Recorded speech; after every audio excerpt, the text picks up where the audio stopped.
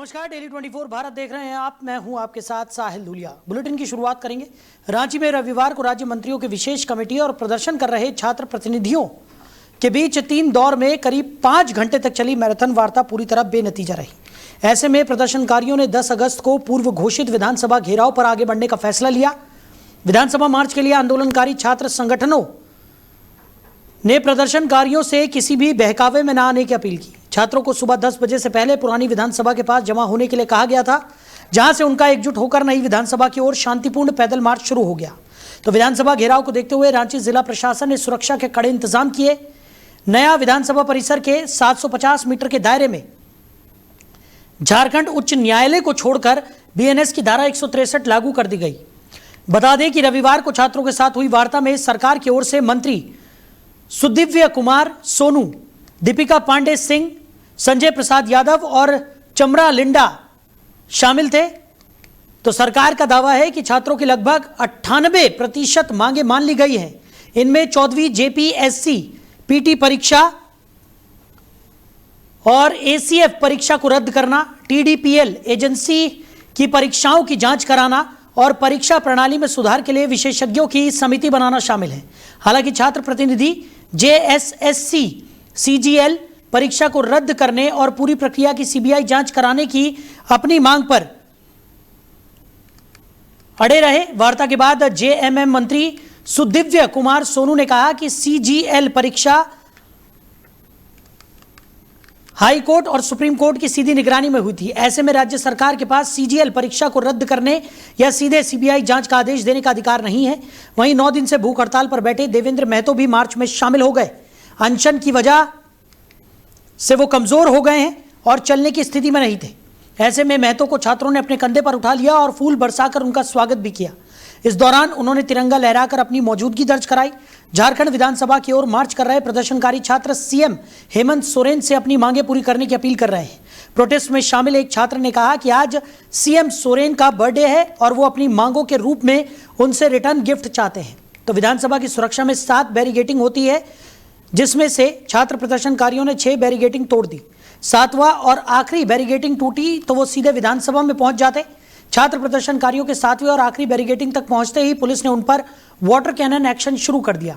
ऐसे में छात्र पानी में जमकर डांस करने लगे और कहने लगे कि और चलाओ और चलाओ।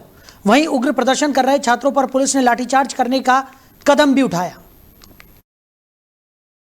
छात्रों के बीच आप पहुंचे हैं,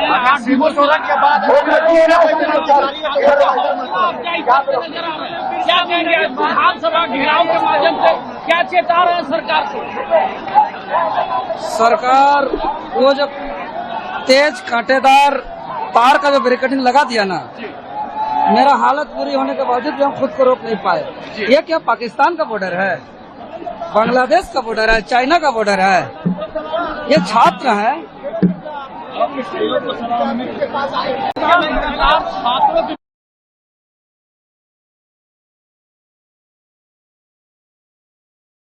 सरकार के साथ कई दौर की वार्ता छात्रों के बीच हुई है, लेकिन अभी तक ये सभी वार्ताएं बेनतीजा साबित होती हुई नजर आ रही हैं। और इसी खबर पर ज्यादा जानकारी के साथ हमारे मैनेजिंग एडिटर रमेश ठाकुर जी हमारे साथ जुड़ गए।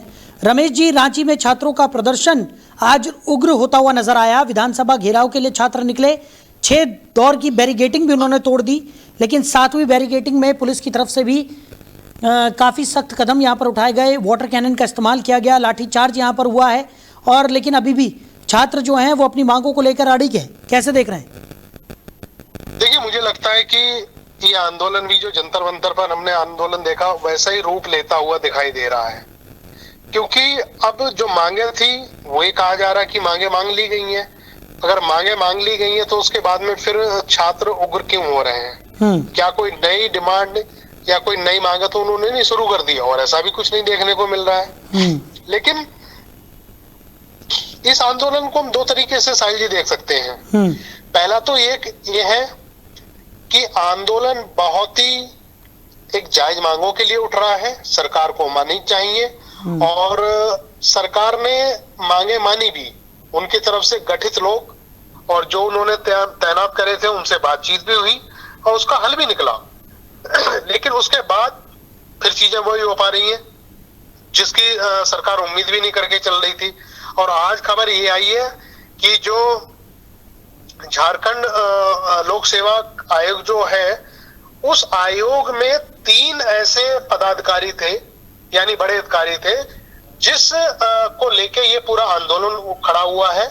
और जो परीक्षा रद्द हुई है और जिनके अकाउंटेबिलिटी इनके ऊपर आ रही थी, उन तीनों को सस्पेंड कर दिया गया है राज्यपाल संतोष गंगवार की तरफ से। अब उसके बाद भी ये छात्र नहीं मान रहे हैं। अब 2-3 चीजें ऐसी हुई हैं जो पता चला है कि पत्रकारों के ऊपर भी कवरेज से रोका गया है। कोई दिल्ली से पत्रकार बड़े गए हैं, उनके ऊपर FIR दर्ज हुई है, उनको रोक लगा दी गई है, उनको डिटेन करके पूछताछ की जा रही है। तो कहने का मतलब वो है, वो जो जंतर मंतर पे जो हमने तस्वीरें देखी थी, वो वैसे ही चीजें वहां उमड़ती हुई दिखाई दे रही हैं। जी। और जिस तरीके का ये प्रदर्शन है, क्योंकि हमने देखा कि छात्र लंबे समय से अपनी मांगों को लेकर भूख हड़ताल भी कर रहे हैं। देवेंद्र महतो की बात करें तो उनकी तो तबीयत भी यहाँ पर बहुत ज़्यादा बिगड़ गई थी, लेकिन उसके बावजूद भी वो आज इस मार्च में शामिल हुए हैं और उन्होंने साफ तौर पर इसका भी ऐलान किया कि उनका हौसला कोई हिला नहीं सकता है, उनका हौसला बेहद मजबूत है। और उसका प्रमाण भी उन्होंने आज दे दिया कि किस तरीके से वो इस मार्च में शामिल होने पहुँचे। छात्रों ने भी उन्हें अपने कंधों पर बिठा लिया और जिस तरीके की स्थिति यहाँ पर देखने को मिली, क्योंकि सुरक्षा में भी काफ़ी ज़्यादा चूक इसे माना जा रहा है। विधानसभा की 7 लेयर की बैरिकेटिंग होती है, उनमें से 6 बैरिकेटिंग को छात्रों ने तोड़ दिया था। जब 7वीं की तरफ वो बढ़े तब जाकर पुलिस ने सख्त कदम यहाँ पर उठाए हैं। देखिए साहिल जी, विधानसभा लोकसभा संसद वगैरह में इस तरीके से जितने भी आप 6-7 लेयर की जो सिक्योरिटी जो बता रहे हो, इसको जब कोई लांघेगा और जब कोई पार करेगा तो जाहिर सी बात है लॉ एंड ऑर्डर की स्थिति बिगड़ेगी। बिल्कुल। और फिर शासन प्रशासन उस लॉ एंड ऑर्डर को मेंटेन करने के लिए बलपूर्वक प्रयोग करेगा, इसमें कोई दो राय नहीं है। अब यहाँ पे पुलिस को सीधा सीधा दोषी कह देना कि पुलिस ऐसा क्यों कर रही है, तो पुलिस ऐसा भी तो नहीं कर सकती है कि सारी की सारी बैरिकेटिंग छोड़ के आप विधानसभा के अंदर घुस जाओ। तो यहाँ पे जो लगता है, जो उग्रता जो यहाँ पे दिखाई जा रही है, उसमें कहीं ना कहीं ऐसा लगता है कि पीछे से पॉलिटिकल पार्टियां जो इसमें लाभ लेना चाह रही हैं, वो उनको पुश कर रही हैं और वो अपना जो लाभ है राजनीतिक, वो सिद्ध करने की कोशिश की जा रही है। क्योंकि जब हम पिछले 3 दिन से देख रहे हैं और हम लोग लगातार चर्चा भी कर रहे हैं कि स्टेट गवर्नमेंट की तरफ से बाकायदा चर्चा की जा रही है छात्रों से, और छात्र जब आप उनकी बॉडी लैंग्वेज आप देखो, जब सरकार के लोगों से मिलके निकल रहे हैं, उनके चेहरे पे खुशहाली भी दिख रही है आपको। और ऐसा दिख भी नहीं रहा कि अंदर कोई बंद कमरे में कोई ऐसी वार्ता हुई हो और जो बच्चों के और छात्रों के खिलाफ हो और उसको बच्चे स्वीकार ना कर रहे हो, ऐसा भी नहीं है। लेकिन बाहर आके 3-4 घंटे में ऐसा कुछ हो जाता है कि जो वार्ता में जो मुख्य जो बिंदु निकले हैं वो भी ये लोग दूर कर दे रहे हैं और नई मांगों के साथ में फिर आ जाते हैं। मुझे लगता है अगर ऐसा कुछ है तो इसका कुछ समय के बाद, कुछ घंटों के बाद में इसका सही रूप और सही जो डिमांड है और सही मकसद है, वो मुझे लगता है साहिल जी सामने निकल के आ जाएगा।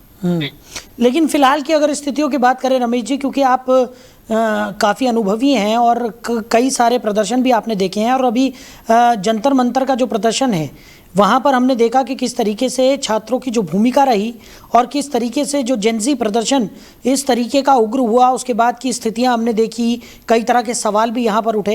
एक बार फिर से क्या उसी राह पर ये रांची का आंदोलन भी चल पड़ा है?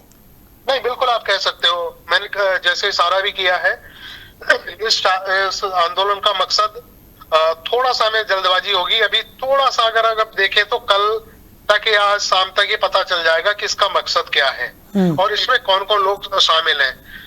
जब आंदोलन शुरू हुआ था उसके 5 या 6 दिन तक तो मंच से ये कहा गया था कि कोई पॉलिटिकल पार्टी या उसका कोई भी इसमें मुलाजिम इसमें आएगा नहीं, और ऐसा हमने देखा भी।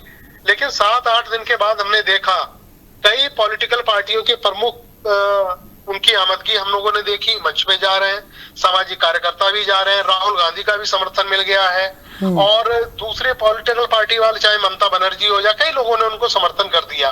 तो इस मामले में अगर आप देखो तो ये मिक्स हो गया है। अब आप ये नहीं कहोगे कि फुल फ्लेश ये छात्रों का आंदोलन है, अब ये आप कह सकते हो कि छात्रों के पीछे जितनी भी पॉलिटिकल पार्टियां हैं उन्होंने पीछे से पुश कर दिया है। अब यहाँ पे प्रदेश में झारखंड मुक्ति मोर्चा की सरकार है, जेएमएम की सरकार है और शिबू सोरेन जिसको रिप्रेजेंट कर रहे हैं। अब गैर भाजपा राज्य सरकार है यहाँ पे। अब कांग्रेस का हालांकि उनके साथ में समर्थन है, लेकिन कांग्रेस भी इस प्रोटेस्ट को समर्थन कर रही है, बीजेपी भी कर रही है, सब कर रहे हैं। तो यहाँ पे बड़ा कंफ्यूजन वाली स्थिति हो गई है कि यहाँ पे ये जो आंदोलन है वो किस तरफ जाता हुआ दिख रहा है। जी चलिए रमेश जी, हमारे साथ जुड़ने के लिए और इस तमाम चर्चा के लिए आपका बहुत शुक्रिया। लेकिन फिलहाल अगर बात की जाए तो छात्रों और सरकार के बीच में कई दौर की वार्ता जो हुई हैं वो विफल साबित होती हुई नजर आ रही है, क्योंकि आज छात्रों का प्रदर्शन उग्र रूप धारण करता हुआ नजर आया और साफ तौर पर ये दिखाई दिया कि छात्र अपनी मांगों को लेकर अड़िग हैं और उनका साफ तौर पर कहना है कि जब तक उनकी मांगों को पूरा नहीं किया जाता तब तक वो इसी तरह से आंदोलन करते रहेंगे और ये आंदोलन थमने वाला नहीं है जब तक कि उनकी मांगों को यहाँ पर मान न लिया जाए। तो छात्रों का ये उग्र प्रदर्शन आज देखने को मिला और विधानसभा की तरफ मार्च निकालते हुए ये आंदोलनकारी छात्र आज नजर आए। झारखंड के पूर्व मुख्यमंत्री और नेता प्रतिपक्ष बाबूलाल मरांडी ने जेपीएससी और जेएसएससी परीक्षाओं में कथित धांधली को लेकर राज्य सरकार पर तीखा हमला बोला है। उन्होंने आरोप लगाया कि भर्ती परीक्षाओं में गड़बड़ी के गंभीर मामलों के बावजूद सरकार की कार्रवाई केवल छोटे अधिकारियों तक सीमित है। मरांडी ने कहा कि कुछ अधिकारियों पर कार्रवाई करना या आयोग के पूर्व अध्यक्षों का इस्तीफा और गिरफ्तारी महज एक दिखावा है। उनके मुताबिक इससे परीक्षा प्रक्रिया में कथित भ्रष्टाचार की असली तस्वीर सामने नहीं आएगी और जिम्मेदार बड़े लोगों तक जांच नहीं पहुंच पाएगी। उन्होंने कहा कि जेपीएससी और जेएसएससी जैसी संस्थाएं राज्य के युवाओं के भविष्य से जुड़ी हैं। अगर इनकी परीक्षाओं में अनियमितता होती है तो इसका सीधा असर हजारों अभ्यर्थियों के भविष्य पर पड़ता है। ऐसे मामलों में निष्पक्ष और व्यापक जांच जरूरी है। बाबूलाल मरांडी ने मांग की कि पूरे मामले की उच्च स्तरीय सीबीआई जांच कराई जाए ताकि कथित भ्रष्टाचार की पूरी कड़ी सामने आ सके। उन्होंने सरकार से ये भी स्पष्ट करने की मांग की कि भर्ती परीक्षाओं में गड़बड़ी के लिए आखिर कौन कौन लोग जिम्मेदार हैं। मरांडी के बयान से झारखंड में भर्ती परीक्षाओं को लेकर राजनीतिक विवाद और तेज होने की संभावना जताई जा रही है।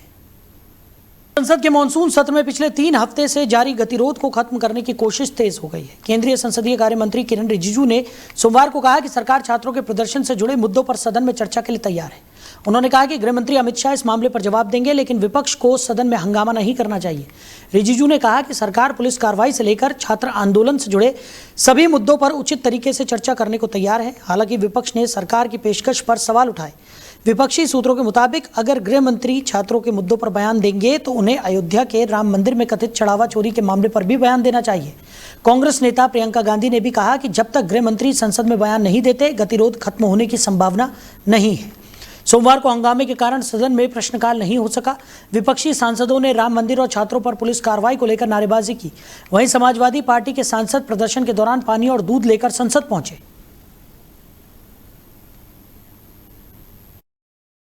सभापति महोदय जी, कांग्रेस पार्टी और राहुल गांधी जी पहले दिन से ये मांग कर रहे थे कि गृह मंत्री अमित शाह जी को स्टेटमेंट देना चाहिए। मैं बहुत साफ शब्दों से सरकार के ओर से कहना चाहता हूं, सरकार पूरा छात्र का मामले को लेकर के चर्चा के लिए तैयार है और स्टेटमेंट ही नहीं, छात्र का मामला को लेकर के पूरा चर्चा के लिए तैयार है और पूरा जवाब देने के लिए तैयार है। गृह मंत्री जी विस्तार से जवाब देने के लिए तैयार है।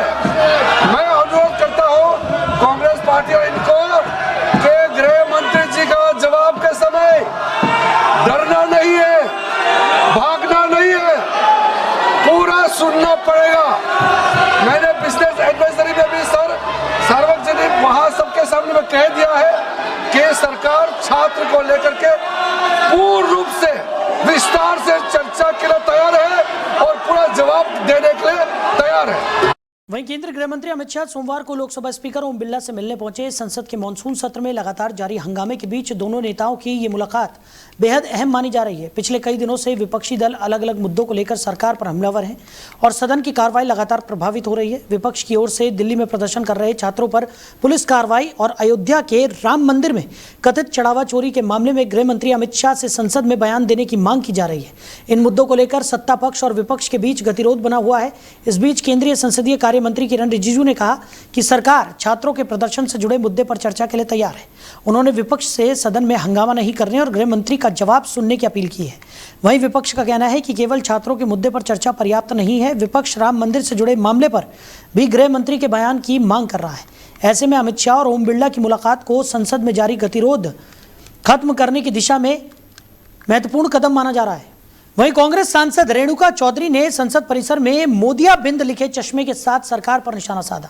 उन्होंने मोदियाबिंद यानी कि कॉन्ट्रैक्ट और राजनीतिक संदर्भ में इस्तेमाल किए गए मोदियाबिंद शब्द के जरिए केंद्र सरकार और प्रधानमंत्री नरेंद्र मोदी पर तंज कसा। रेणुका चौधरी ने कहा कि मोदियाबिंद का इलाज अस्पतालों में होता है, लेकिन संसद में कई लोगों को मोदियाबिंद की समस्या है। उनके इस बयान को विपक्ष की ओर से सरकार पर राजनीतिक हमला माना जा रहा है। कांग्रेस सांसद जिस चश्मे को पहनकर संसद पहुंची उस पर मोदियाबिंद लिखा हुआ था।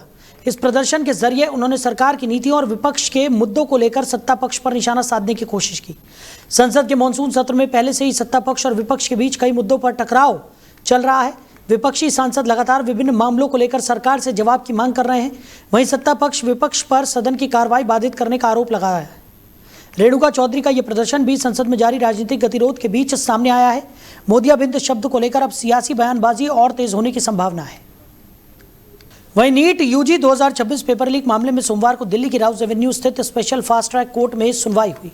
जज अजय गुप्ता ने मामले में गिरफ्तार 3 आरोपियों की ओर से दायर लाई डिटेक्टर और ब्रेन मैपिंग टेस्ट कराने की मांग को खारिज कर दिया। आरोपियों ने अपनी इच्छा से ये वैज्ञानिक जांच कराने की मांग की थी ताकि उनकी बेगुनाही साबित हो और सीबीआई की जांच में सहयोग करने की बात भी कही जा सके।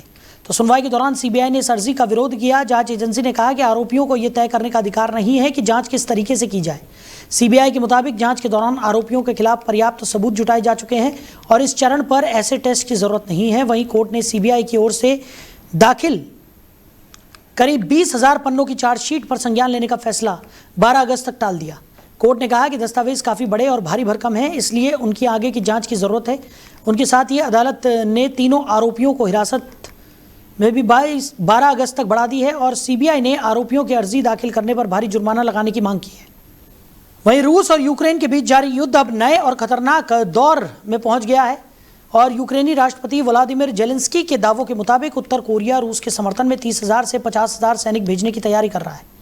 प्योंगयांग इस युद्ध के जरिए अपने सैनिकों को आधुनिक युद्ध का अनुभव दिलाने और रूस से उन्नत सैन्य तकनीक हासिल करने की कोशिश में है। उत्तर कोरिया के पास करीब 12.8 लाख सक्रिय सैनिक हैं, जबकि बड़ी संख्या में रिजर्व और अर्धसैनिक बल भी मौजूद है। उसकी सेना थल, वायु, नौसेना और स्ट्रैटेजिक फोर्स में बटी है। स्ट्रैटेजिक फोर्स के पास बैलिस्टिक मिसाइलों की बड़ी क्षमता है। रिपोर्ट्स के अनुसार उत्तर कोरिया रूस के वोरोनेज क्षेत्र में करीब 90 सैनिकों वाली मिसाइल यूनिट तैयार और तैनात करने की तैयारी कर रहा है। इसमें KN-23 और KN-24 जैसी बैलिस्टिक मिसाइलें शामिल हो सकती हैं। वहीं कुर्स्क क्षेत्र में पहले से उत्तर कोरियाई सैनिकों की मौजूदगी बताई जाती है। बढ़ते सैन्य सहयोग के बीच जेलेंस्की ने रूसी मिसाइल हमलों से निपटने के लिए दक्षिण कोरिया से एयर डिफेंस सहायता मांगी है। इससे रूस उत्तर कोरिया गठजोड़ यूक्रेन के लिए नई चुनौती बन सकता है। तो फिलहाल इस बुलेटिन में मेरे साथ इतना ही। आप बने रहिए और देखते रहिए डेली 24 भारत। नमस्कार।